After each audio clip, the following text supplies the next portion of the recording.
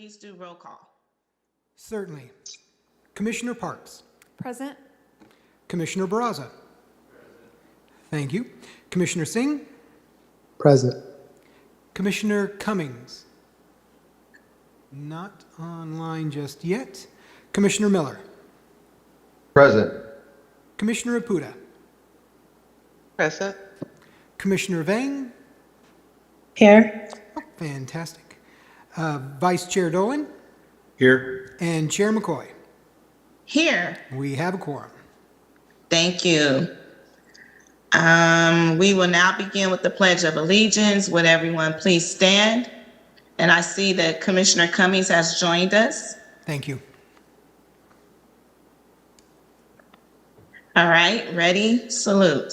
I pledge allegiance to the flag of the United States of America and to the republic for which it stands, one nation, under God, indivisible, with liberty and justice for all. Thank you. We will now move on to the approval of the agenda. City Clerk, are there any proposed changes or changes to tonight's agenda? I have received no changes to the agenda. Thank you. Is there a motion to approve the agenda? So moved. Second. Thank you, Dr. Apuda, and thank you, Vice Chair Dolan. City Clerk, can you please conduct a roll call vote? Certainly. Approval of the agenda. Motion by Commissioner Apuda, second by Vice Chair Dolan. Commissioner Parks. Yes. Commissioner Barraza. Yes. Commissioner Singh. Yes. Commissioner Cummings. Yes. Commissioner Miller. Yes. Commissioner Apuda. Yes. Commissioner Vang. Yes. Vice Chair Dolan Yes. and Chair McCoy. Yes, Passes 9-0. thank you. We will now move on to the approval of the minutes. Are there any changes or proposed changes to the minutes from the meeting on January 23rd, 2023? I have received no changes to the minutes. Thank you. Is there a motion to approve the minutes? I have a change, Madam Chair. Okay, Yeah, in the minutes where it addresses some of my questions and comments on the hearing for the fee change, there's a little, just a slight difference in terms of where it says, I gave praise to the Parks Department for recognizing gender differences. In reality, it was them recognizing, probably it was a redundancy in, it wasn't recognizing gender differences. I wish Aldi was here because she gave that report. But I think that was when they eliminated the co-ed softball because there was a redundancy. So it wasn't gender differences. That's just a real different terminology. Aaron, can you help me out with? Oh, Was it Sorry. gender Doctor. equity? Sorry. Dr. Padilla, sorry, I was at a different meeting that night, but we eliminated the redundancy between, I think it was men's softball, co-ed softball, and so it's just Yes. softball now. yeah. It was more like yeah. It wasn't equity. It was just a redundancy in More like we gender. don't need to call attention to gender to be able to play a sport. Right. Yeah. So it wasn't gender differences, but I haven't been able to figure out what it was. I think we can work with the clerk's office on some language, Dr. Apuda, and then work with you offline to make sure you feel good about it, and then bring that Okay. back to the next meeting. I'd appreciate that. Thank you. I know it seems like a small thing. No, I appreciate you calling attention to that. But yeah. Certainly, we so will. I will make sure the clerk's office works with the Parks Department, and we will correct that language and bring it onto the next agenda. okay, so we Thanks, won't be approving minutes tonight, correct? Can we just get a motion to table the minutes to the next meeting? Certainly. So move. Motion by Can I, Commissioner Apuda. Do we have a second? I'm sorry for jumping in there, Chair. Vice Chair I Dolan and second I it. are fighting to make these motions. I'm glad that I have volunteers tonight. Dr. Apuda, for motion to table the minutes until next meeting, and Vice Chair Dolan seconded. Can we do a roll call? Certainly. Commissioner Parks, Yes. Commissioner Braza, Yes. Commissioner Singh, Yes. Commissioner Cummings, Yes. Commissioner Miller, Yes. Commissioner Apuda, Yes. Commissioner Vang, Yes. Vice Chair Dolan, Yes. and Chair McCoy. Yes. All right, 9-0, they Todd? will be tabled. Yes. Angela needs a link, a panelist link for city attorneys. Angela. Oh, all right, I'll see what I can do. Got a couple of computers up. Yeah, let me know if that works for you. If not, I can send her the regular registration and we can always promote her. So you just let me know what works for you. Why don't we do that? Can you send her a regular link and then we will promote her? Thank you very much. Yes. Is it okay for me to proceed? Yes. Also, Todd, can you promote TJ? It looks like she's in the Promote. regular attendees. All right, TJ is being promoted and we'll look for Angela as soon as she's in. Thank you. All right. We will now move on to subcommittee reports. This item is a discussion item for the commission and no public comments will be taken related to this item. Does the Cultural Arts Plan Subcommittee have an update it would like to provide to this commission? There's no update. We just have a meeting coming up. I believe this, let me make sure. I think this Friday. And then once we get more information, Jennifer will be able to give us more context on what's the next step. Thank you for that update, Commissioner Vang. You're Does the welcome. Parks Master Plan Subcommittee have an update it would like to provide to this commission? We have no updates since the last meeting. Thank you, Commissioner Cummings. Does the Outreach Subcommittee have an update it would like to provide to this commission? No update at this time, but I do have a question. The Outreach Subcommittee was formed to be able to help the city and this commission be able to do better outreach so we can get more participation from the public.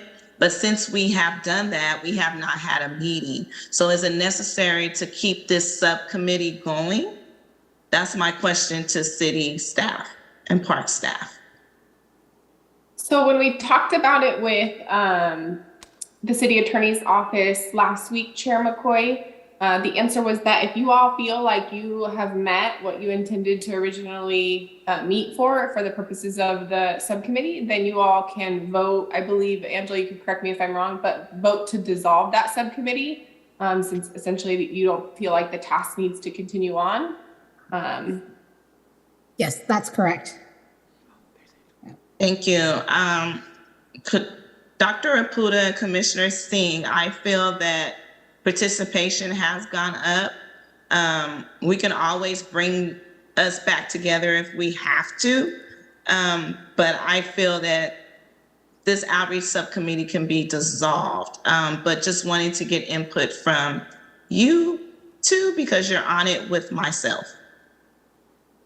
Madam Chair, I kind of wonder, as we move forward, and there'll be times where we'll be doing processes where we really are going to need large community input, and we may need to redouble our efforts and look again at outreach. I would have us consider not dissolving this committee, even though we're not doing anything specific in the moment. That's my Understandable. take. Okay, very understandable. Aldi, you're off mute. Were you going to say something?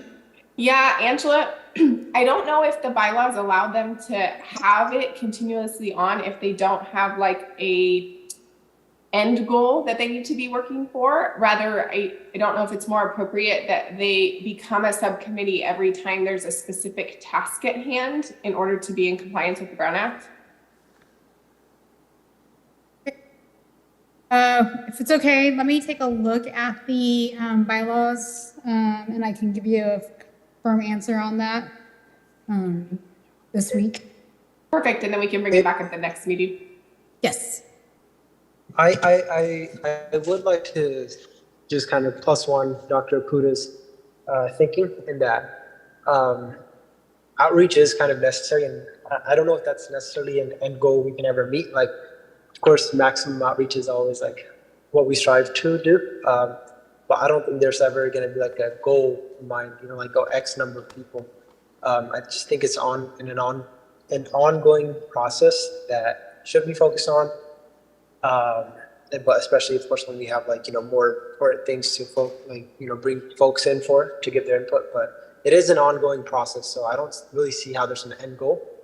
But I do think that the committee should stay alive. And Commissioner Singh, maybe it's more appropriate that since it's an ongoing thing that really involves the whole commission, that maybe we put agenda items on when there is a specific task at hand, such as increasing attendance for something or promoting something, if having a subcommittee just ongoing isn't viable. So I definitely don't think it's an end all be all. We'll definitely find a solution that works for you all.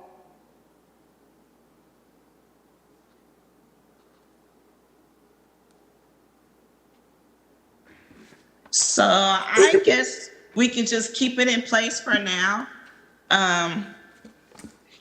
And then Chair, you can bring it back at the next one after City Attorney's Office has had a chance to review the bylaws and make sure that we're in compliance going forward.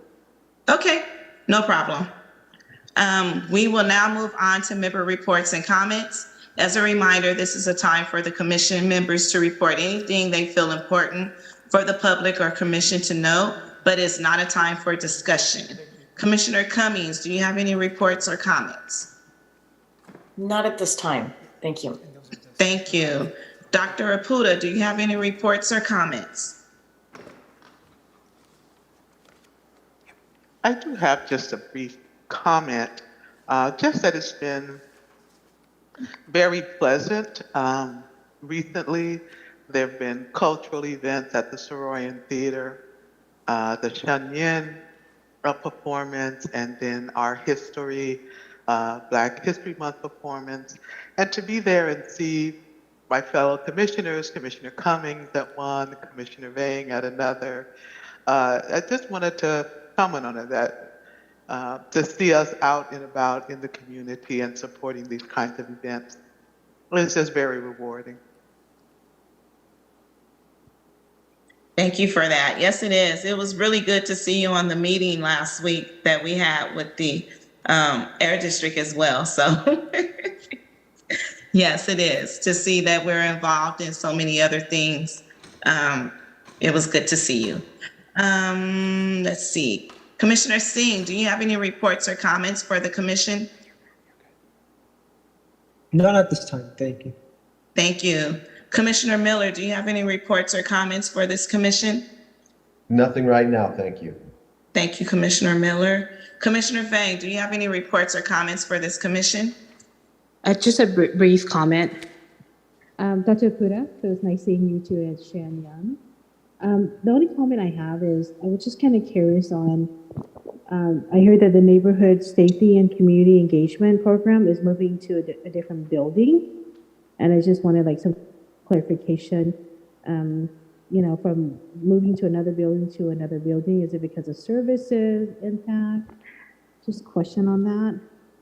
And then I also wanted to give a shout out to Maggie Navarro, who was leading the Resident Academy, who she has transitioned the work to the Fresno Police Department now, to do some more of the Resident Academy with the partnership with Fresno Unified. So I just want to give her a shout out because she is under Parks for all the amazing work since she has started from being the police department, transitioned into the park, and now transitioning the work back to the City of Fresno Police Department, and just sending her some appreciation and the connection and the relationship she has built with Fresno Unified and also with the community college, City of Fresno. Fresno City College, because without her work, our families who attend these sessions, they would not get college credit. And so now we have college credit, or when a family, go to the session and they graduate, they get actually units provided to them. So just a shout out. And that's it. Thank you, Commissioner Vang. I'm going to move into the chambers. Commissioner Parks, do you have any reports or comments for the commission? Thank you, Chair McCoy.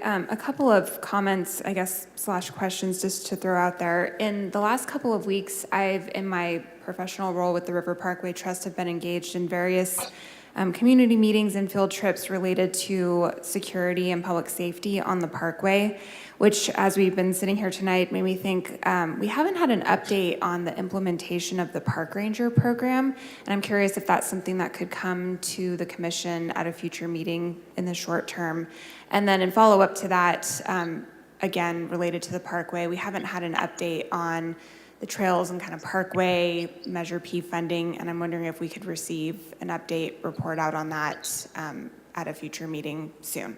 Thank you. Commissioner Parks, can you please send those requests in writing to myself, and you can send them through the chair ultimately, but that way we can get them in writing and then disperse your request to the appropriate folks. Absolutely. Thanks, Aldi.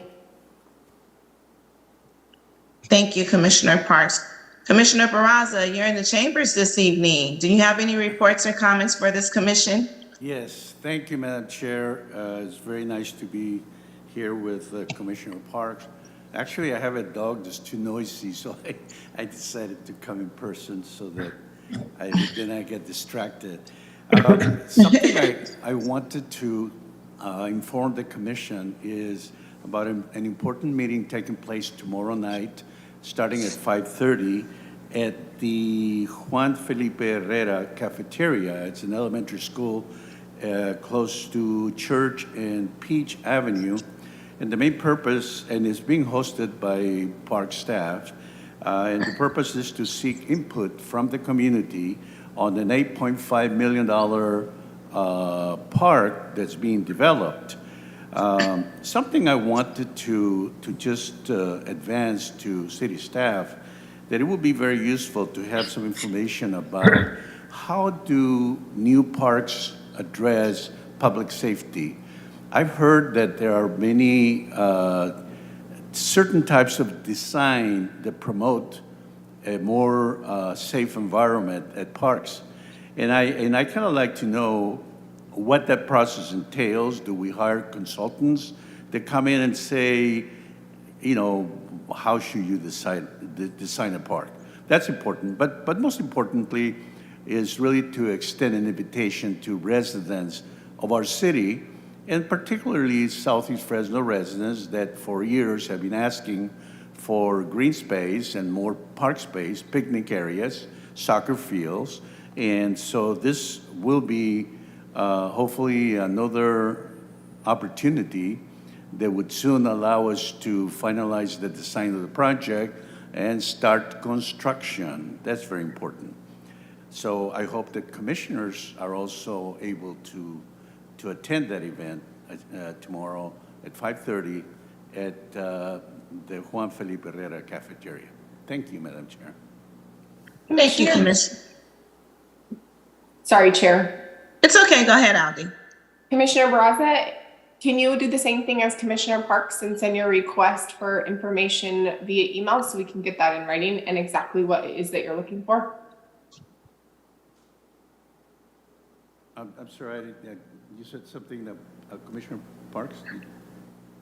Can you send your request for additional information similar to how Commissioner Parks is going to submit her request via email to the chair as well as myself? Ultimately, the chair decides what agenda items can be on the agenda, and then our park staff is who supports that information coming through. So if you could send that in writing, that would be helpful. Okay, was that in reference to the public safety aspect or just overall the invitation to all commissioners? The information related to the public safety part that you're wanting more information about. Actually, it'd be wonderful if we could have it as an item where people have a chance to ask questions. I like that idea, so I'll be happy to Right. do that. Thank you. Thank you. Thank you, Commissioner Barraza. Thank you, Aldi. We will now move on to city administration and park staff reports and comments. Does anyone from the administration have any reports or comments for the commission? Chair McCoy, I'm sorry. I didn't get a chance to comment. And I did. Oh, I am so No, sorry. it's okay. It's okay. Vice Chair Dolan, you have the floor. Because it's to my point. So I just wanted to follow on something that Dr. Oputa mentioned, which was the real connection that comes from meeting each other face to face, and follow on some conversations that I've had with a couple of my other fellow commissioners, and just at least begin the conversation of when we might want to start holding these meetings in person in chambers, or at least encourage discussion of what that would mean. I understand how inconvenient that might be for many of us, including myself, but I also think that there is a tremendous building of our internal commissioner camaraderie and esprit by meeting face to face. And I also think there's a civic aspect of this, of being, accountable and face to face with our public engagement. So I just want to start that conversation. And it doesn't have to continue, but I'll get it on the record and we can find a place. Maybe there's an agenda item or something we can go for at another meeting. So you're in luck. We're going to discuss that tonight. So that's the last item on the agenda. Perfect. So Well, be ready. prescient I am. So be ready for a good discussion that's going to happen. Great. Thank you. Thank you, Vice Chair.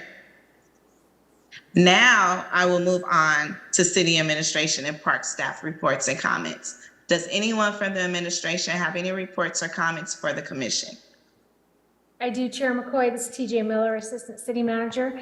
And I just wanted to announce that the administration is extending the three of the community centers as warming centers through February 28th. That's Maxie Parks, Mosqueda, and Ted C. Wills. So that effort and activity will continue through February 28th, and I believe that's 8 a.m. Thank you. Does anyone from the park staff have any reports or comments for the commission? Chair McCoy, Aaron Gary, Parks Director. I do not have any reports for the commission tonight. Thank you. We will now move on to unscheduled communication. Would any member of the public like to speak on any issue within the jurisdiction of the commission? You will have up to 3 minutes. So anyone on Zoom who would like to address the commission with unscheduled communication, please raise your digital hand. And we do have some folks in the chamber that are ready to speak, and we'll start there. Your time will start once you start speaking, and please say your name for the record. Oscar Rodriguez with Martin Park.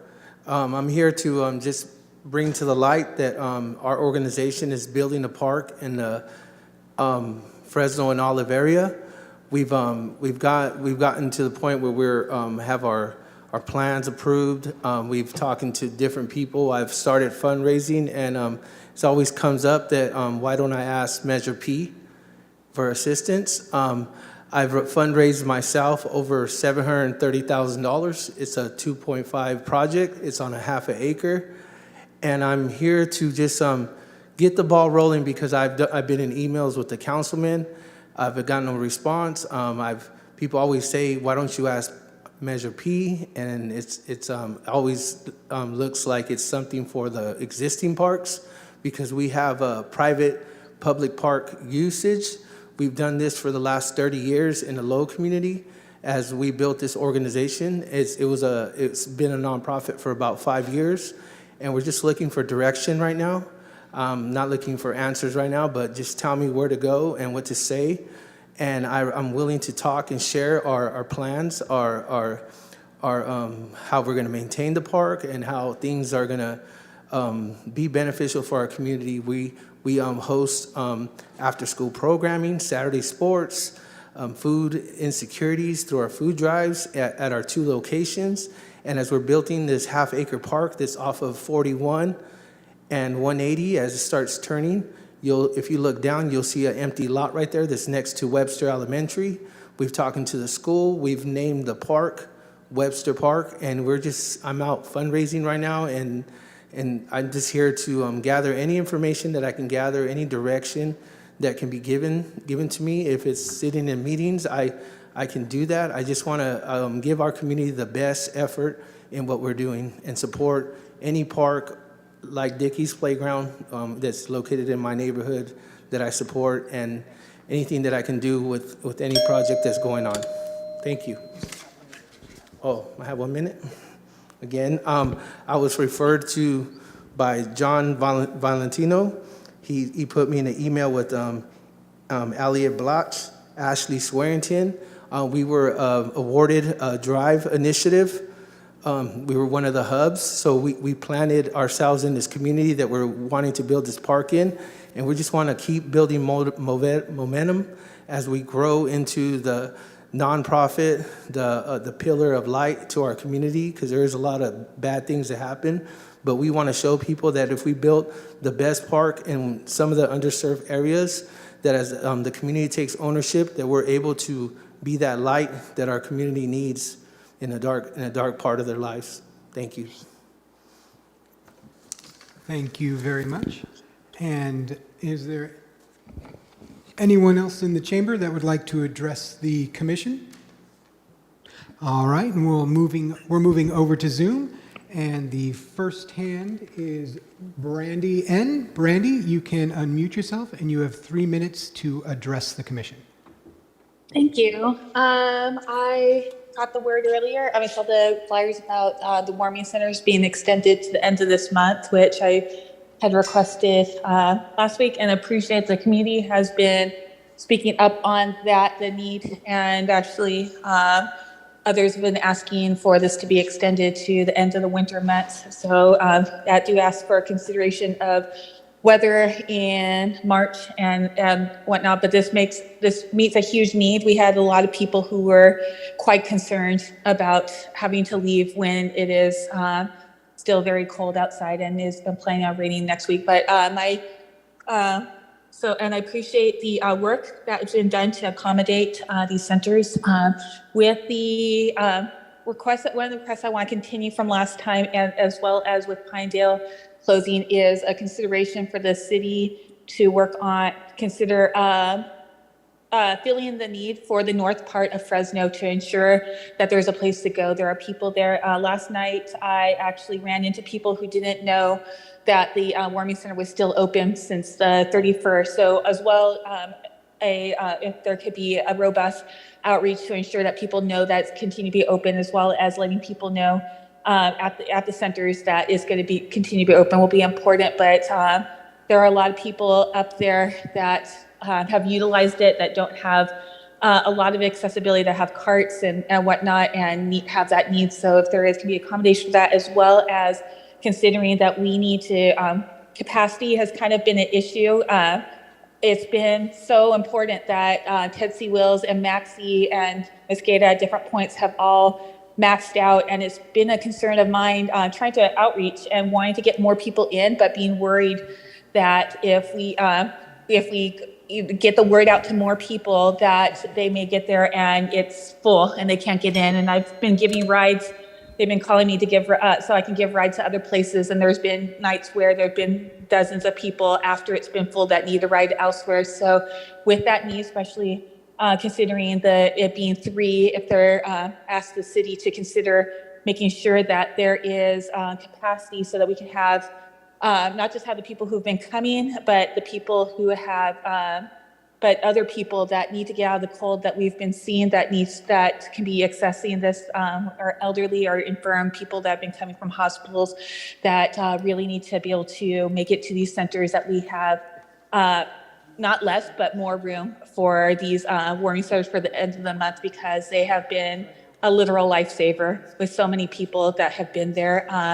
and for any other resources to be made available to possibly see about teaming up to ensure that there's resources that connecting people to resources in a way so that this will not only serve them during this time, but that perhaps there can be work towards in during this month to try to see about services so that they can continue to be served after the winter months are over. But I'm very grateful that it is continuing to be open, and just ask that the priority would be making sure that there is more bed space and not less, and that there is a area that can be served that the people at Pinedale can be able to go to in the north part of town to ensure that no one is, that accessibility is made for anyone who needs to access the warming center. Thank you. Thank you. Thank you very much, Brandy. And next on Zoom, we have Claire Statham. Claire, you may unmute yourself, and you have 3 minutes to address the commission. Thank you. I know some of you, and I know that that you're aware that I was a great supporter of Measure P, and then I worked to get it both on the ballot and then also for the passage of it. So I was so enthusiastic when it passed. And then in this past year, some personal family health issues have meant that I have not been able to attend these meetings. So I feel now as though there are just things that have happened that I'm sort of behind the 8 ball in understanding how things work. So I have a number of comments and questions, and I hope in the future that I'll be able to attend with some regularity. The first one has to do with the minutes for this evening. As I was looking them over, I saw that 2 weeks ago, there were 4 of us who made comments. And in the public comment section, it simply names the people who made the comments. It makes no reference to what the topic was that we were talking about. And especially as things move forward and the commission deals with making recommendations about literally millions of dollars of public tax money, it seems to me that there will undoubtedly be controversies and other kinds of issues that come up, and that when people speak, a brief note about the topic on which they spoke would be an important public record to indicate what kind of public response you're getting on different topics. So I would ask or recommend that not just the name of the participant, but also the topic being noted and perhaps their stance on a particular issue. I'm also wondering whether subcommittee meetings such as the Cultural Arts Subcommittee that I think it was Commissioner Vang mentioned is going to be happening, I think, on Friday. Are those open to the public? That is a question. And then are board packets, like for example, if you're looking at the cultural arts plan, when it's being put forward and is going to be discussed, or any other plan, are there board packets that are then available along with the agenda and the minutes and those other things? Are they posted as well? And I'm sorry, I feel like I really should know that already. And then finally, if we want to look at the budget, the Measure P money so far, is that simply within the larger context of the city budget, or is it spread out through all kinds of different things, or is there a way to actually track how Measure P monies are being spent? And finally, I would very much appreciate the fact that my comments the last time about the aesthetics of the park and a particular park structure, that there was immediately a follow-up from the city asking me for further comment on it, and I really appreciated that. So those are my comments and questions. Thank you.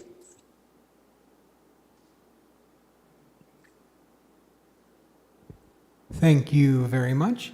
And as a reminder to the public that are speaking on unscheduled communication, this is the time for the commissioners to take in public comment, and it's not necessarily there's not necessarily a time for them to reply due to Brown Act issues. And the next speaker we have is Lisa Flores. Lisa, you may unmute yourself, and you have 3 minutes to address the commission. Good evening. First off, thank you for this opportunity to speak. One issue I have, if you guys go and meet in public, I would humbly request that it's done by Zoom.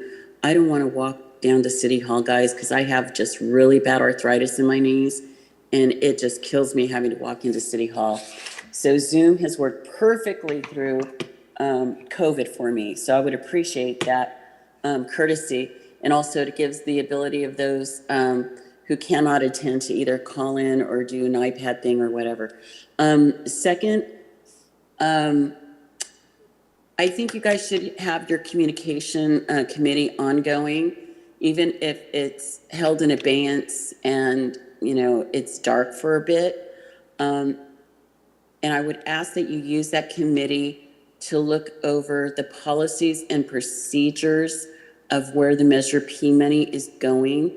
For example, these warming and cooling center funding, the Parks Department should have some form of policy and procedure of what is actually supposed to be occurring and happening, and timelines.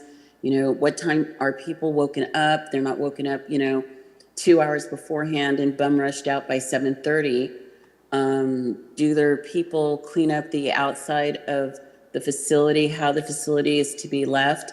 I think if taxpayer dollars are paying for that service, not only should the employer communication should have those guidelines written down, but also the public should have an opportunity to request and look at those, as well as this commission, to make sure everything is covered. And I would also encourage you all to always know that marketing is always ongoing. And that's what Measure P is. It's about marketing participation, marketing what is available. It's about marketing and communicating. Third thing I want to say is a big thank you to Des Martinez, who put out earlier today for the community to get a hold of the mayor's office and to request that the warming centers are open until the end of the month. Good job, Des. And thank you also to the city for seeing what needed to be done, because we do not need any more dead bodies found in the Tower District.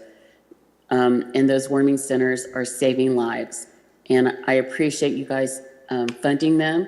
And I would encourage you to make sure that the funding is in the budget for the cooling centers going into the summer and into the fall as far as the warming centers. And I thank you very much for your time. Thank you very much. And the next speaker on Zoom is Josefa Vega. Josefa, go ahead and unmute yourself, and you have 3 minutes to address the commission. Yeah, hi there. My name is Josefa, and I'm speaking on behalf of the Fresno Homeless Union. And I would also like to thank the commission for making the decision to extend the warming centers to the end of February. Second, I request that the commission be proactive and prepare for additional extreme weather events, as this is becoming more common. And we understand that our Fresno's unhoused population is one of the most vulnerable populations we have. While warming centers and cooling centers don't only benefit them, they are, you know, the individuals that are likely most impacted by warming and cooling center usage. But along with that, I do request additional green spaces that consist of native plants and other kind of like ecological things that we could do to better prepare for these extreme weather events. As we witnessed with the extreme flooding that was experienced, that's one way to kind of mitigate that. Additionally, if we could be more proactive as well about the cooling centers, as previously mentioned, if those schedules could be released beforehand, if there could be an expansion. I think Brandy mentioned how while this has been a great resource, now folks are actually utilizing it because they're aware of it, but with that has become an increased demand. So if we could expand the centers, whether like that requires opening additional ones and just providing more resources for our city's vulnerable populations. But again, I appreciate the extension of the warming centers. Thank you very much. And we have no more speakers on Zoom and no other speakers in the chamber. Thank you. We will now move on to hearings. ID number 23-218, hearing to receive public input on allocations related to Measure P, updates to the Parks Master Plan and Cultural Arts Plan, and annual Parks Department budget and capital improvement plans. Would any member of the public like to make a comment regarding this item? You will have up to 3 minutes for comment. So any speakers on Zoom that would like to address the commission on this item, please raise your digital hand at this time. And I think we'll also have some speakers in the chamber. Anyone in the chamber that would like to address the commission for 12A, please approach the podium. All right, and please state your name for the record, and then your time will begin. Again, this is Oscar Rodriguez, Martin Park. I'd like to address the spending of the Measure P.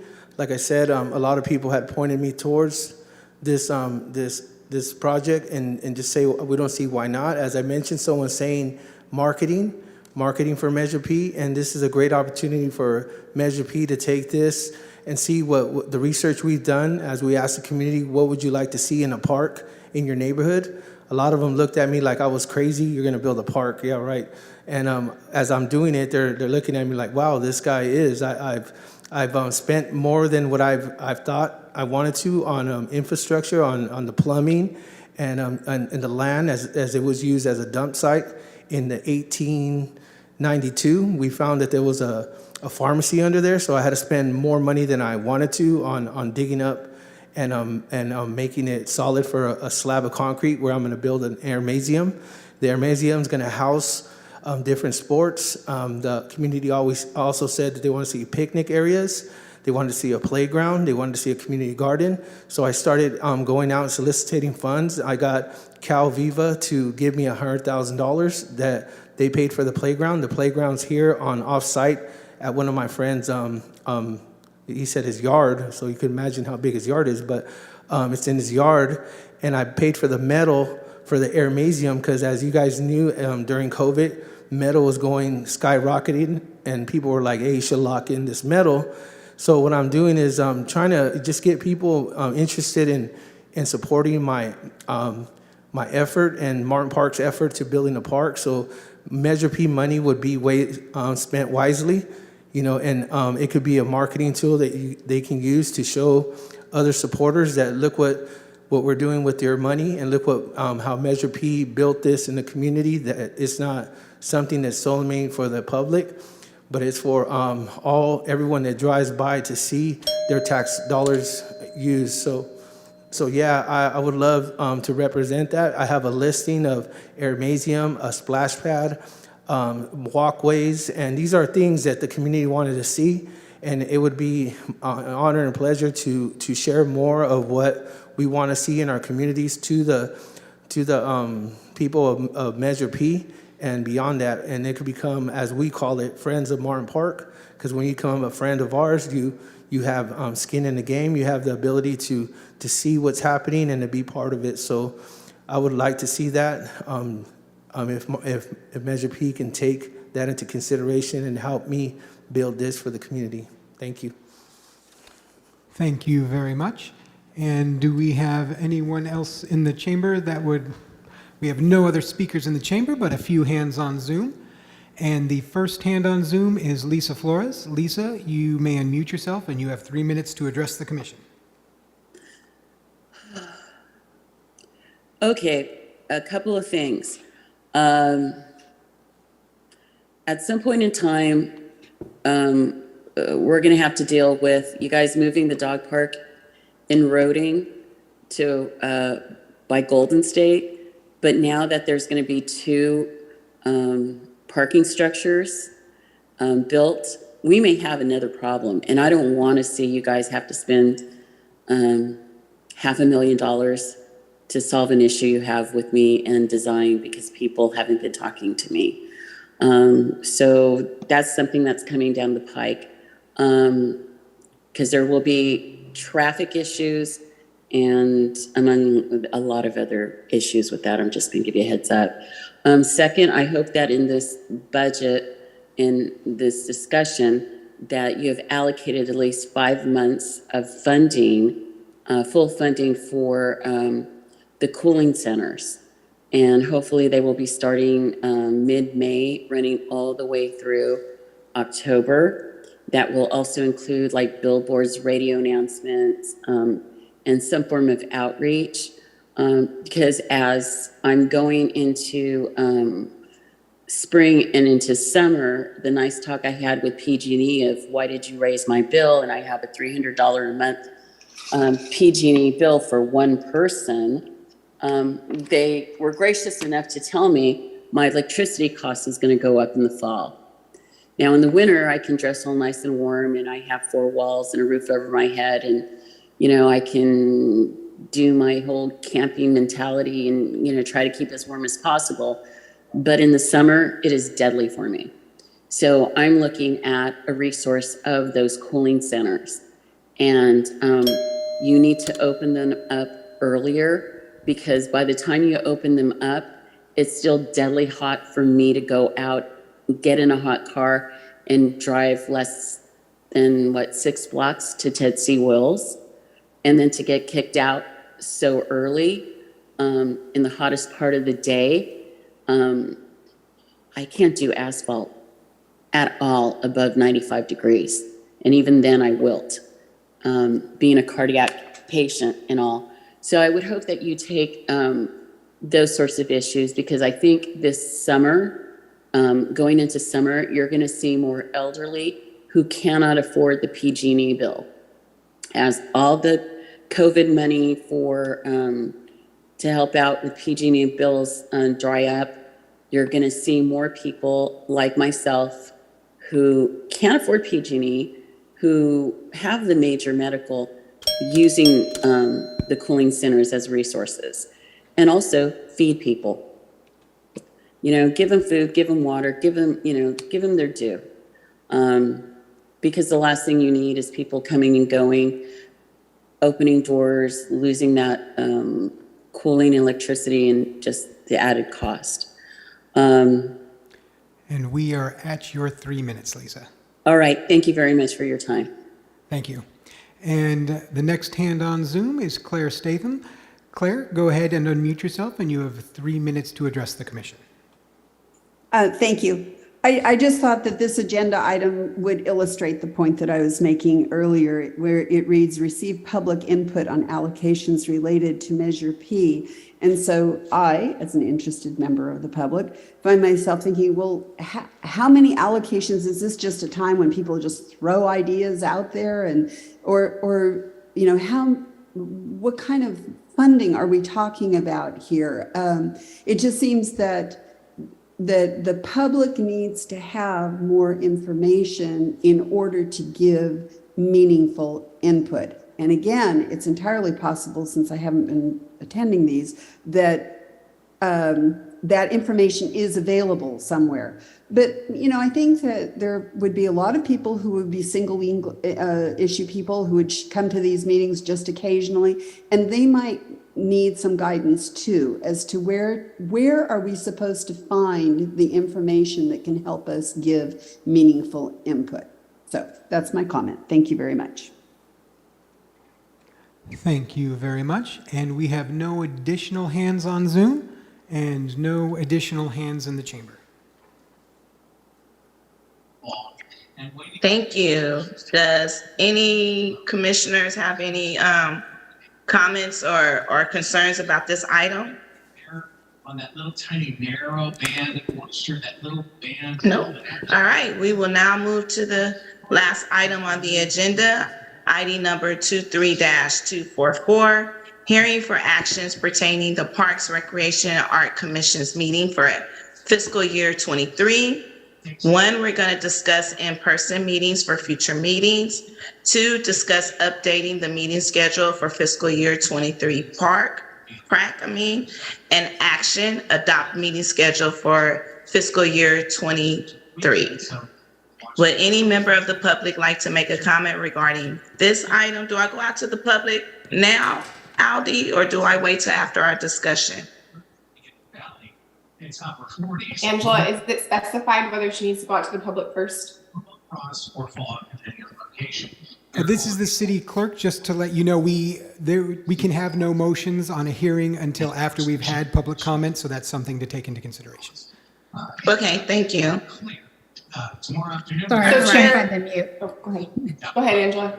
Oh, no, you can do it, I mean, like, you can do it either now or after, but you, like Todd said, you can't take a motion until after public comment. Okay, I think that I would like for the commissioners to engage in the conversation first before we go out to the public.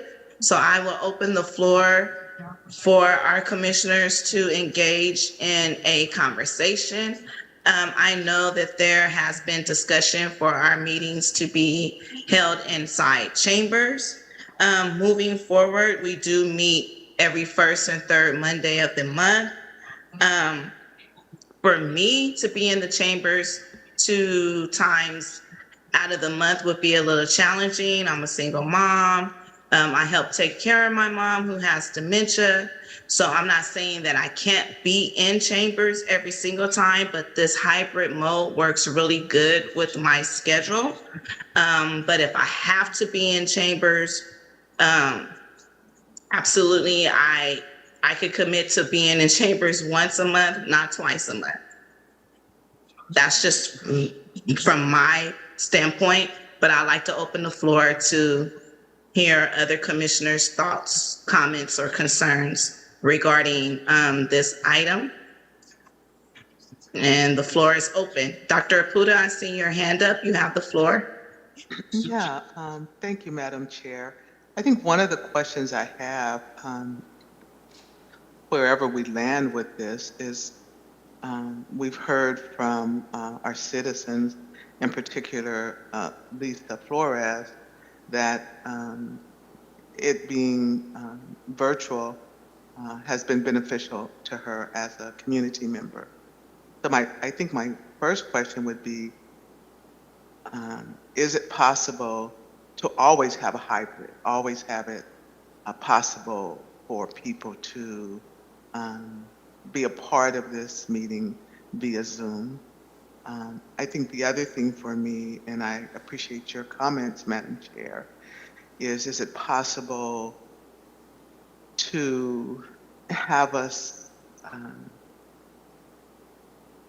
make a commitment to, as much as possible, being in the chambers, and that if folks just can't make it because whatever their reasons are, then they are on Zoom, but that the ideal, somehow we word whatever motion is made, that it will be hybrid, but the preference is for us to be in the chamber. But to definitely do a hybrid so that both commissioners who it's challenging to get into the chamber, as well as our citizens, are able to participate virtually. Thank you.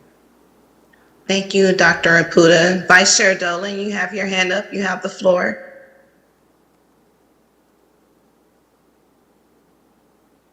Thank you. Yeah, I just want to echo Dr. Apuda. I think this should always be hybrid. I mean, that should be, I think there's arguments for it maximizing public participation and making things easier for the commissioners. I guess my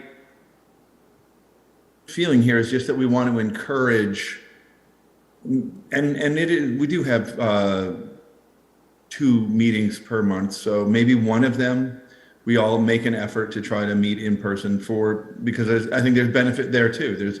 But I just want to second what Dr. Apuda was saying, that at least the option of people appearing, particularly the public, appearing via Zoom should always be open, because I think we want to maximize public participation and not create an undue burden or hurdle for anybody's appearance.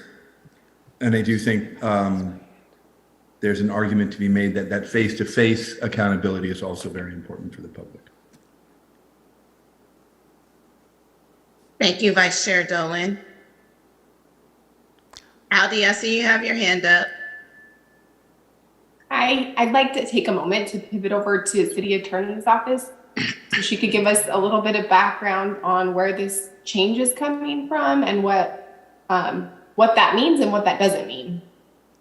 And City Clerk's office is also ready to chime in. I was looking for my digital hand to raise, and I don't have one. Thanks.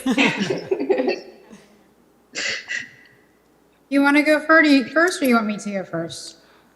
Either way, I'm sure we're both going to say the exact same bit of information, so. I'll let you go first, and then I can add whatever information or questions I may have. Certainly. So the City Clerk's office has been involved in the City Clerks Association, and this has been a large topic of discussion.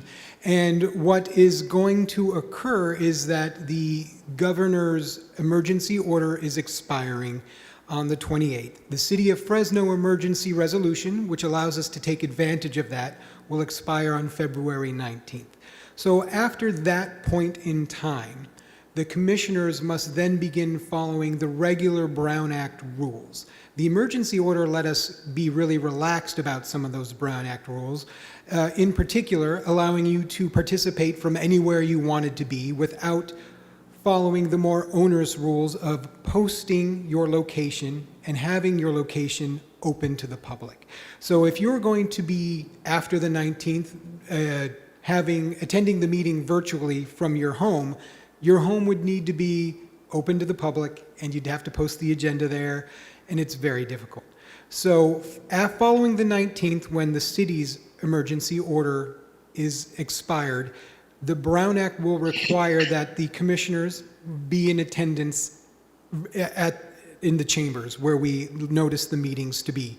There is another option for us to take advantage of, but it's limited in its scope. So the best case scenario is you guys show up at the meetings, or you will have an absence at one of the meetings. The public will still be able to attend virtually. The City of Fresno adopted a resolution which encourages us to continue having the virtual option for the public.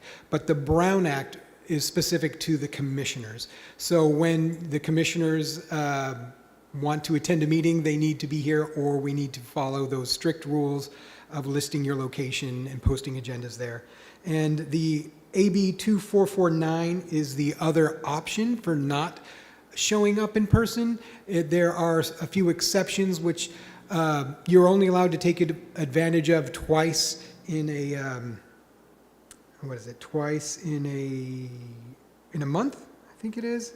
And I'm sure Angela will have the details on that. If not, I do have them. I could look at my notes here. But best case scenario is everyone shows up and we're following the regular Brown Act rules. So that's the precursor. That's what you need to know having this conversation about the meetings next year. For the most part, you guys will need to show up where we list the meetings as being held. You know, City Clerk, I've attended a lot of city council meetings on Zoom, and I don't recall when they were not in chambers of them posting their location or posting the agenda. So that would have been before the pandemic. They were following the regular, more onerous Brown Act requirements. We had one or two council members that would take advantage of that when they went on vacation and would call in from their vacation homes or from wherever they were attending another meeting. And they would post the agenda there when the 72 hours before the meeting, and you'd hear people in the background because sometimes they'd be like at a cafe or in the lobby of their hotel, and members of the public would be allowed to address the council members from those locations as well. It very rarely happened, but that was all pre-pandemic. These emergencies... No, it wasn't pre-pandemic. It was during the pandemic. Some of the council members were at home. Right. They had but I don't recall them posting their location or having an agenda posted to where we can see it. Certainly. That's because they were operating under these relaxed rules, which were allowed under the governor's state of emergency and our city emergency ordinance, which allowed them to take advantage of those lax rules, meaning the lax rules being they did not have to disclose their location. And in fact, some council members would be on the dais and then they'd have to run back to their office for something and they'd continue the meeting back there, which is allowed under these relaxed rules. You can video conference in without any kind of strange noticing requirements. Okay. I still disagree a little bit, but I will just take your word for it. Yeah, so unless the governor issues another state of emergency, those relaxed rules that occurred during COVID are no longer in existence, and we actually revert back to pre-COVID Brown Act regulations, which required us to be in person. So it was all part of a couple of bills that were passed during the emergency that allowed for the hybrid meetings. So my question to you would be, are we able to revisit our bylaws, to amend our bylaws to have the hybrid option? No, so because it's a state, it's a state legislative passed regulation, even if you amend your bylaws, you would still have to comply with the Brown Act, which says that the commissioners have to be meeting in person. Okay. Dr. Apuda, I see your hand up. Yeah, a couple of questions for clarification. Number one, I'm understanding that once these COVID exceptions are lifted, then if we were to Zoom in from home, we would need to publicly post our home address. Correct. Am I understanding that correctly? If that's where you'd be attending the meeting from, yes. Exactly. And your home would need to be available to the public. And my home would need to be available for people to come to my home? Yes, under the Brown Act, if you're attending a meeting from another location, the public needs to be able to show up at that location and participate as well. Okay, I'm having to put my acting skills in place and keep my face straight. I got you. The other question I have, which I wasn't quite grasping, is that you said there's an exception that people can do twice a month. That was going over my head. Can you explain that again? Certainly, and I did not go into details there, but so Assembly Bill 2449, what the Assembly is trying to do is everybody liked it when we could easily have remote meetings, and the state legislatures are trying to get there, but they're taking baby steps. And currently what we have is AB 2449. So a member of a legislative body at the earliest opportunity possible can list a just cause for why they cannot be there in person. And just cause has a few, it's defined what just cause is. There's like I have to emergency to take care of a sick child. That is one of the just causes. And I apologize for not having these notes directly in front of me. But, child care or caregiving need of a child, parent, grandchild, sibling, spouse, or domestic partner that requires them to participate remotely. It's also a contagious illness that prevents a member from attending in person. It's also a need related to a physical or mental disability as defined by statute, or travel while on business of the legislative body or another state or local agency. So those are the just cause exceptions. And let's see, about the timing of this.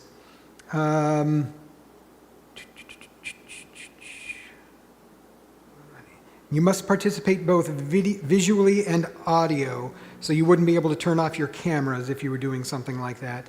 And where is the timing in my notes? And maybe Angela has that in front of her, because I know you can't do this for every meeting. It's limited in how often you are able to take advantage of those just cause reasons. And if you do take advantage of those just cause reasons, you do not need to disclose your location. Yeah, I'm looking for the time. Thank you for staying on top of that information that you're able to provide it to us right now.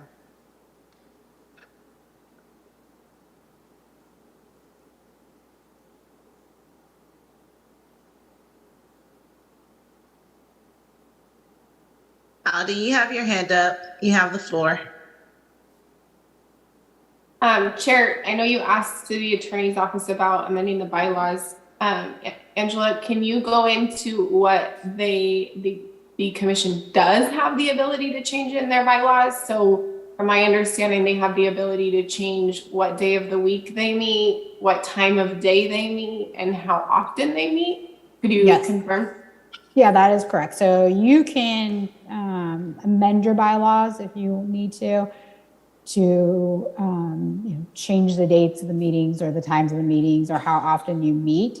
But again, you'll still have to meet in person as per the Brown Act. And then in terms of being absent, could you explain what the bylaws say in terms of missing a meeting?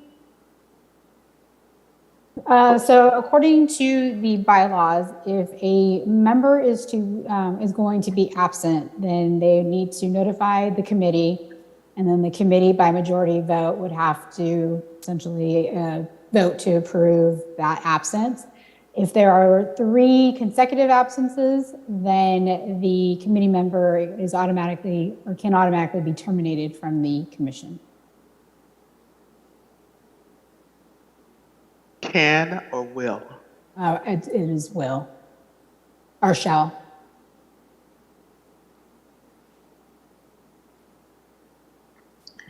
Do any other commissioners have any comments regarding this item? Just a point of clarification and I guess curiosity. Do these Brown Act restrictions requiring commissioners to appear in person for these meetings, do those extend to city staff as well? So, go ahead. Go ahead. I was just going to say, no, the staff does not have to. It's just the commissioners themselves. Gotcha. Thank you. What makes us so special to where we have to be in the meetings all the time and city staff does it? Can you clarify that for me, please? So the way the Brown Act is written, it is essentially anyone that is on the body of the commission committee, so like the council, committee members, supervisors, they are in charge or that have the ability to make decisions, have to meet in person. So since staff is just a backup, we are not, the Brown Act does not cover us in the sense of the meetings. So we're just a recommendation commission. We don't actually make decisions. We just recommend them to city council. City council actually makes the decision. They have the last say. So how does the Brown Act affect us that way? Because we don't make decisions. We just recommend things to the council, and then the council makes the decision to take our recommendations, take some of them, not take them at all. And so this is City Clerk Sturmer. The Brown Act was written and these particular provisions are to help ensure that deliberations and discussions are made in the public eye, which is why you can't can't all email each other and talk about these things. Your discussions need to be done in the public. That's what it is all about. And the Brown Act was written before the time of these teleconferencing type of regularities that we have now. It's perfectly normal for us to jump on a Zoom meeting and have the public see it. But when the Brown Act was written, that was not the case. So the Brown Act was written to make sure bodies such as yours, all your discussions were done in the public sphere. And that's what the Brown Act is doing, and that's why it's requiring you as commissioners to meet, even though you aren't making the final decision, but you're making recommendations. And how you arrived at those recommendations need to be done in the public sphere. If I have to post my location at home for the public, do I also have to provide refreshments for the public? That would make you the best commissioner of them all, but no, it's not required. Oh, my God. City Clerk, and do I understand that in addition to AB 2449, that there is other legislation being considered to modify the Brown Act to be current with the time? So So there have been a few things proposed, and they have been tabled. We'll see them in future legislative cycles. One of the assembly members does want to do something almost exactly like what we were doing before, where you can just show up. But none of them have made it through both houses. However it's done, they've all failed. They're being rewritten, or they were withdrawn. They didn't necessarily fail. So yeah, we can look forward to that in the future, but not in this next year, I don't believe. And I do know that Commissioner Parks and Commissioner Barraza do have their hands up over here. They don't have a digital hand for Zoom. Thank you. I was going inside the chambers now. Commissioner Parks, you have the floor. I'm actually going to ask Commissioner Barraza, will you speak first while I formulate my thoughts? Thank you. Press the button. All right. I think it's a great idea that we have meetings in person. I'm kind of interested in, and maybe I'll send an email if I have to. We have an open-ended discussion where we ask comments from the public on how to spend Measure P funds. But I'd like to have better information on the schedule. When I worked for county government, the public would react to a specific document. I'd like to know, and maybe I'll request for that information, when is the actual budget for the next fiscal year coming before us, and when do we make it available to the public so that the public has I happen to agree with one of the speakers that indicated that the discussion seems to be open-ended, but anyway, and the reason I was talking about that particular area, that would be an item that I really would want to be in person, because there's no substitute to see people in person, get their optimism, their concerns, whatever, and I really think that at least a few meetings a year, we should meet in person. That's my feeling, and I really appreciate that Commissioner Parks has actually done it for many years, many months, and so I just wanted to point out that I strongly support that we get closer to the public by being here present. That's my comment, and I would support that I realize that it's an inconvenience, and I realize it's not easy for everybody, especially when it's very cold and you have to get out. However, it is a good policy to be here in person. That's my opinion. Thank you, Madam Chair.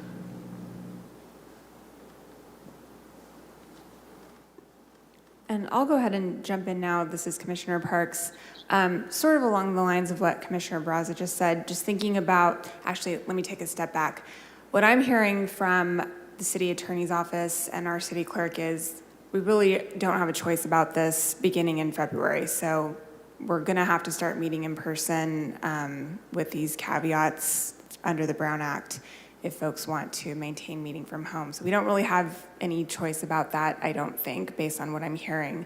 So what that is making me wonder, and now along the lines of what Commissioner Barraza just said, is does our meeting schedule and the cadence of our meetings make sense now that we are, almost 2 years in to being a commission? Does it still make sense for us to meet twice a month? Maybe the discussion is, should we scale that down to once a month? And I would be curious, without us violating the Brown Act in this discussion, if any of the city staff could give us a little bit of guidance on what, before the budget is actually presented to us, which I think happens in late May, but you can correct me on that. What is coming up on the agendas that it would be a consequence if we only met once a month? If we could get a little bit of guidance on that, and maybe that is the direction the discussion should go. Aldi, you have your hand up. You have the floor. Thank you. Great question, Commissioner Parks. So I think that for the purposes of meeting once a month, that would suffice in terms of how often we need to bring information to you on a regular basis. However, if we have a time where we need to flex up because you need to meet more often due to the budget or a time sensitive item, or you'd like to talk about it more than just once a month, then you do have the ability to call a special meeting. And you would just need a quorum to be able to do that. So you could, go back to, or you could shift to once a month just to allow you all time in between the meetings. And then if there is something urgent, we could communicate that through the chair, and then she could ask for a special meeting. And we could particularly do that around budget time if you all feel like you need more than one meeting once a month. Thank you, Aldi, for that. So that was going to be my next suggestion of adjusting how often we meet a month until it's time for us to really do homework and start making recommendations regarding the budget. Angela, I see you have your hand up. You have the floor. Yeah, so something, I was looking at the bylaws, and it does state right now that the bylaws only require you to meet once a month. So if you want to go back and adjust your schedule to meet once a month, you can do so without having to amend your bylaws. All right, so can I propose a question to this commission? Due to us having to be in person, and some of us do have obstacles that may prevent us from coming to inside the chambers twice a month, will it be okay for this commission to meet once a month? And then when we're like working on our budget, we can call a special meeting if need be, but will it be all right with everyone on this commission to only meet once a month? And you can raise your hand. I know inside the chambers, you guys can say yes, no.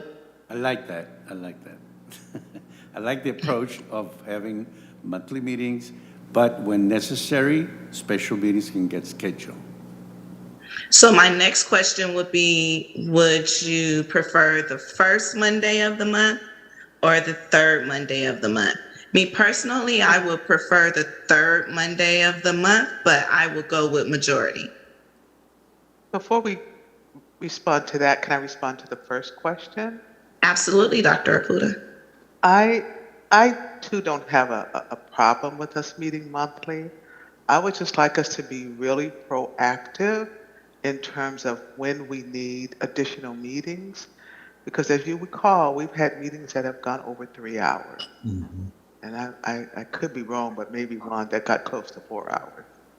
And if we're not intentional and proactive, then that's going to happen more often than we would like.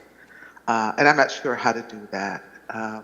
Again, I think Chair McCoy, as you talked about, knowing that when we get closer to budget time, those are when the meetings tend to run long. So I'm not opposed to once a month, but I am opposed to 4-hour meetings. Yes. Aldi, you have your hand up. You have the floor. Commissioner Apuda, I can appreciate where you're coming from, and I actually think going down to once a month will make us very mindful of scheduling. We are trying that approach right now. So for example, at the end of the agenda that was posted for this meeting, you'll see the meeting agenda calendar, and then you'll see upcoming meetings, hearings, and items so that we can start to give you a heads up about what's coming down the pipeline. I think that approach is going to help us with this so that we can kind of start to plan out the year. We're going to come to you pretty much regularly with the same type of items year to year that ordinance lays out. So I think such as, fees, the budget, etc. And so I think we can start to put together, now that we've been in it for a couple of years, a pretty good calendar for the whole year so that we are dividing things up and we don't have super long meetings. Thank you, Aldi. Thank you, Aldi. Vice Chair Dolan, you have your hand up. You have the floor. Yeah, I just wanted to say how much I enjoy the 4-hour meetings, and I hope that we can have more of those. But I also— We like you too, Vice Chair Dolan. I want to second what has been said here and what Aldi just said, which is, I think now in year 2 of our commission, we're starting to understand the rhythm both of the city's cycle and our own meeting needs. So I think we will be able to be proactive about knowing when we're going to have to add those additional meetings, or we'll be aware of that and be proactive about it. So I think we can handle that as a commission with the city's guidance.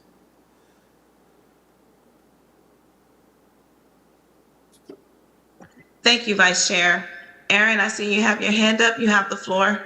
Yeah, thank you, Chair McCoy. Same thing. I think we can, based on the 2 years that we've worked with you all, we kind of know the key deadlines and milestones, and I think we've kind of shown that through some of the presentations, especially on budget. We know we get to the milestones in November for your first recommendation, when typically the mayor has released his proposed budget, and then when your next action. So I think early in the year, we can probably put together with you as the chair, kind of a draft calendar to kind of see and kind of predict maybe when maybe multiple meetings in a month may be relevant.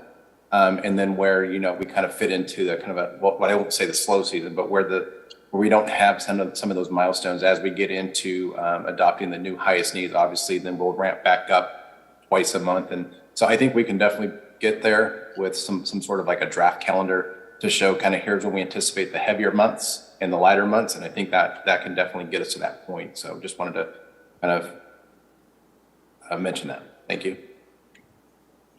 Thank you, Aaron. Dr. Apuda, I see your hand up. You have the floor. Yes, and so we've been addressing the commissioners and in person versus virtual. But any way it goes, we'll be able to have the virtual option for the community members, correct? That is correct. And the hybrid model will be available for us commissioners for emergency purposes only, correct? Correct. And we would provide a rundown of all the caveats to that. There are things, for instance, you would have to disclose when there's anyone in the room with you who's over 18 years old, that kind of thing. So there are some additional requirements, and if anybody needed to take advantage of that, in fact, we'll probably be sending you something shortly anyway on AB 2449. Thank you. I want to go back inside the chambers. Commissioner Parks or Commissioner Barraza, do you have any additional comments or questions?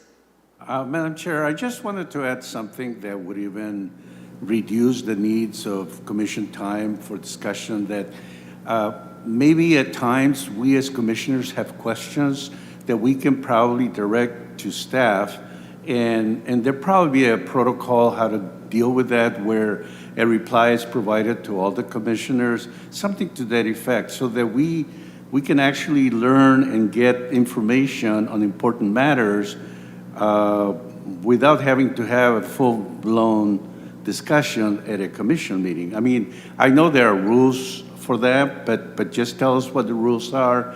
And I like to be able to ask a question, and I know that all commissioners should get the same answer from staff.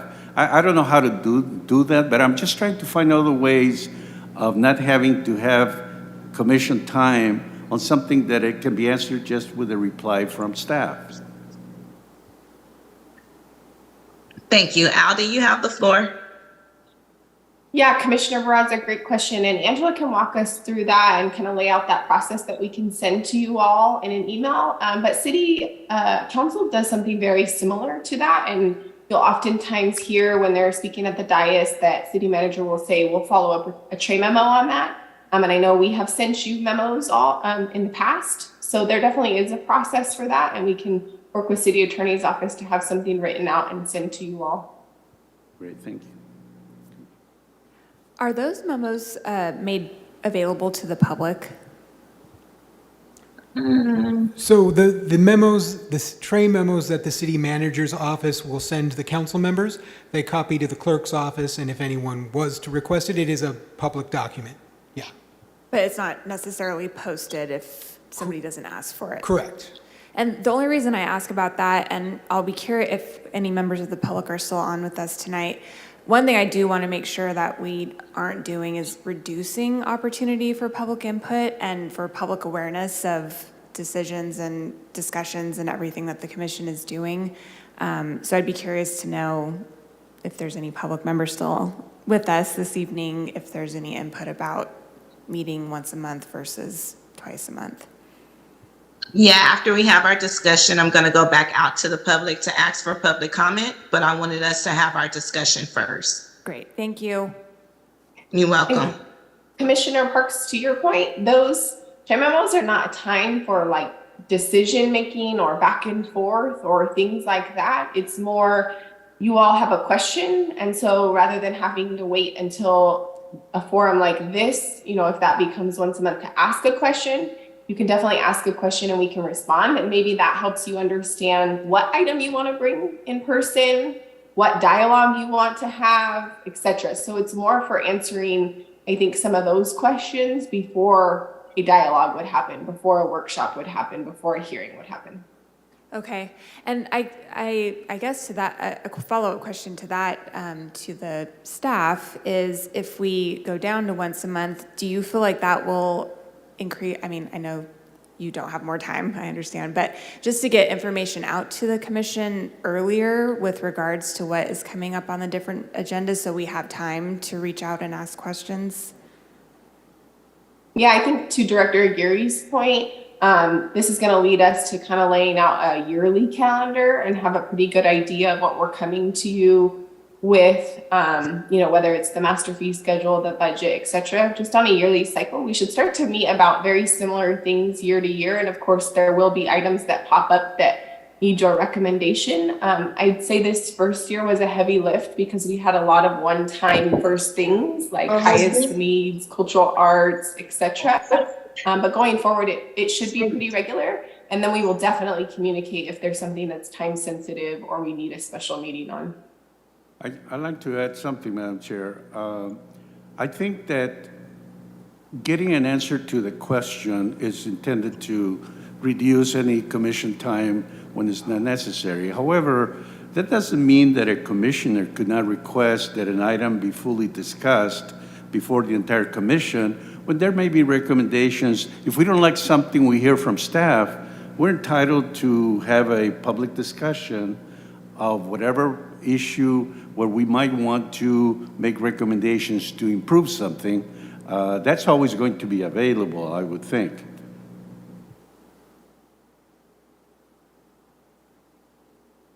Right. Al, do you have your hand up? You have the floor. Thank you. Angela, I'd like you to chime in here because commissioners can always request items be on the agenda. However, they do have a pretty specific role in the ordinance. So while we can respond to questions, it's a little bit different about, we can't just put everything on the agenda. It does go through the chair for review as well as your office. Could you tell us a little bit more about that? Yeah, so before, the way it's set up is we just have to ensure that everything, you know, follows the guidelines and the bylaws. And so, and as part of the Brown Act, with, you know, how it's all set up is that it does go, so you can provide an item, the chair will, we work with the chair, and then that will get approved to go onto the agenda. And then we can discuss that item specifically on that agenda. We can't do so if it's not on there, but it's something we can always, you know, so a commissioner can request an item and then we will, you know, review it and then work with the chair to make sure, you know, it gets onto the agenda in a timely manner. Thank you. Do we have any other questions in regards to this item, the first part of this item? All right, we will move on to the second part of this item, updating the meeting schedule for fiscal year 23 PRAC. I'd like to open the floor up. I think we kind of did this already and combined with item 1. I moved to have our meetings once a month. And then when we know that we are gearing up to make budget recommendations to City Council, that we move to have a special meeting so we can make sure that we get our recommendations in on time, or any pressing or important matter where we can call a special meeting and we have a quorum. But I do feel that we've been doing this now for 2 years, so we kind of know what's coming. So I do move to have our meeting schedule updated to once a month. And just Chair. as a quick reminder, we need to refrain from making motions until after we've gone out to the public on hearings. I'm just having a discussion right now. It's not a motion. I heard the word move, and I was thinking you were making the motion. I'm sorry. Maybe move is different in your world. Sorry, yes. I meant move to have just once a month meetings. Gotcha. Okay. Chair McCoy, I'm sorry, I don't have my hand up. Do we also want to stipulate what Monday of the month we would have those meetings? If the third Monday is most convenient, I'd be amenable to that. I have no problem. Yes, I would like the third Monday of the month. But again, whatever works best for this commission, if we go to once a month, I would just have to make my schedule work for that. I can't not be present. So the floor is open for discussion. This is Commissioner Cummings, and I'm completely flexible and understand why we would move to once a month so that we could meet in person and be able to accomplish our duties. So I'm happy with what we go with as a group. I can adjust. Thank you, Commissioner Cummings. Vice Chair Dolan, I see your hand up. You have the floor. I just want to echo what Commissioner Cummings just said. I am amenable to any schedule. Once a month is fine. Thank you, Vice Chair. And I would be willing to accommodate the third Monday of the month. That works perfect for me. Any month, any day actually of the week would be okay with me, but I would want to accommodate that to our chair with pleasure. Thank you. Thank you, Commissioner Barraza. Commissioner Parks, would you prefer the first or third Monday of the month? Either one works for me. Thank you. Commissioner Singh. Either works for me as well. Thank you. Commissioner Miller. Yeah, I'm good with whichever one works for everybody else is fine with me. Thank you. I also have a question about the time. Is 5:30 start good for this commission? If I'm not mistaken, we can also adjust our scheduled time, correct? Yes, you can adjust the time you need as well. Thank you. I like this time just because it gives everyone the opportunity to get off work and make their way over if need be. Yes, I agree. I like this time too because it allows me time to leave my job and get to where I need to be at to take this meeting. Vice Chair Dolan, you have your hand up. You have the floor. I just want to say if it's more convenient to meet later so that those 4-hour meetings go till 10 or 11, that would be great. Oh my gosh. We love you, Vice Chair Dolan. We need some humor on these meetings. Sometimes we could be a little too serious. So just to have a laugh. Oh, God. All right. So I'm assuming that the 5:30 every third Monday will be good for us right now. I haven't made a motion or anything yet, City Clerk. I'm just summing up the conversation. Sounds good. Okay. I would just have us notice that there are several holidays that do fall on the third Monday. So we would have to kind of look at those and adjust accordingly. Exactly. So we will do that when we do our agenda setting meeting. We will discuss those and be able to adjust accordingly to how the holidays fall. Could I make a quick comment on that with regards to potentially having to shift? I have another standing meeting on the fourth Monday of the month. So, we can, figure out the schedule, but I wonder if instead of pushing it to the 4th, which we did in January, if it could be a different Monday during the months that there's a holiday on the 3rd. Thank you for that, Commissioner Parks. We can we can definitely take that in consideration and see if we have a quorum in order for us to be able to adjust, to move it up instead of moving it back to the fourth Monday, if I'm not mistaken. But Aldi, you have the floor. Your hand is up. My question was to the clerk and Angela. Would the way to go about doing this would be we revise the calendar and bring it back on the 27th for them to vote, or? This is the city clerk. I think that would be the cleanest way to do it, is for us to revise it and bring it on the next agenda. Okay, so the meeting on the next meeting is the 27th. What I'm hearing you say is that that meeting is 100% in person.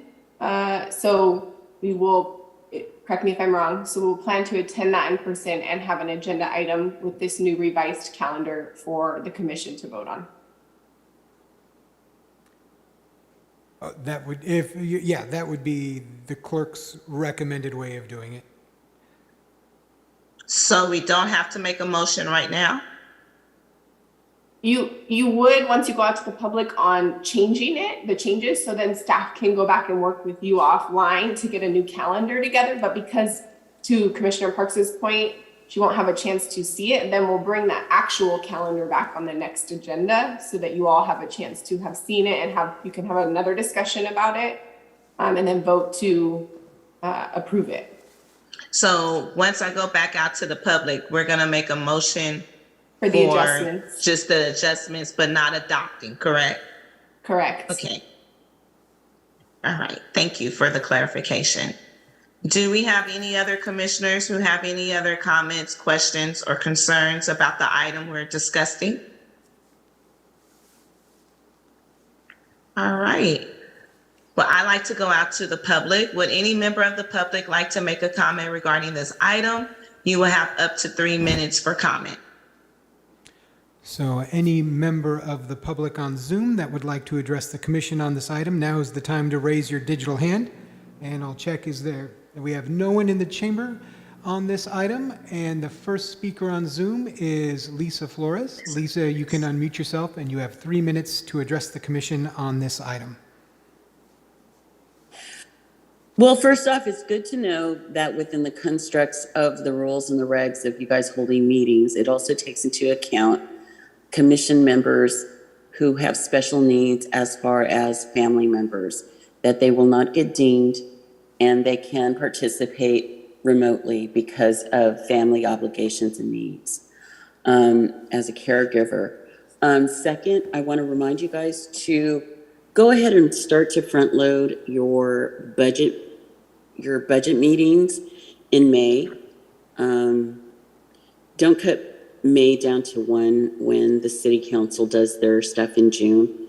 You know, beat them to the punch of what your recommendations are going to be. And I would highly recommend that you take your meetings on a road trip, potentially doing, having some workshops with staff regarding Measure P, maybe at different community centers throughout the different districts, so you can actually get input from community. Because I know the tower would probably show up. So that's my main issues is, thank you for the information about special needs, and front load your budget meetings now so you guys aren't caught off guard. And also too, you might want to think about having an extra meeting dealing with warming and cooling centers as well. If you schedule it and you don't need it, then you can cancel it. That's all. Thank you. Oh, and thank you for the opportunity to continue zooming into these meetings. I appreciate that. All right, thank you very much. And our next speaker on Zoom will be Claire Statham. Claire, you may unmute yourself and you have 3 minutes to address the commission.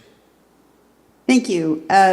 Commissioner Parks asked for any public comment as to moving to once a month. I think that once a month would make it easier for members of the public to follow the decisions and the issues that the commission is addressing. Twice a month, I applaud all of you for having done it this past year and beyond. It's difficult they roll around really fast. So I think once a month is a great idea. I can't imagine that they'll end up being short, but I favor the once a month. And you also mentioned, somebody did, having had a meeting with the Air District at one point, and I would just refer you to the Air District in the way that they post their meetings, their minutes, and their agendas, both for current meetings and for past. It makes it very easy to find topics that are relevant and past things that you want to look up. So it's a model, I think, to follow. Thank you. All right, and we have no additional hands on Zoom. Let me click off there. Yep, all right. We have no additional hands on Zoom and no additional speakers in the chamber. Thank you. I would like to go ahead and start with asking for a motion to amend our meetings to once a month, every third Monday of the month at 5:30, instead of us meeting every first and third Monday of the month at 5:30. So moved. Thank you, Vice Chair Dolan. City Clerk, can you do a roll call vote, please? So was that you were the motion? I made the motion. And he made the second. All right, perfect. Thank you very much. So this was a motion by Chair McCoy, second by Vice Chair Dolan, to amend the meeting schedule to every third Monday at 5:30 instead of twice a month as currently listed. Council Member Parks. Yes. Or Commissioner Parks. Yeah. Yes. Commissioner Barraza.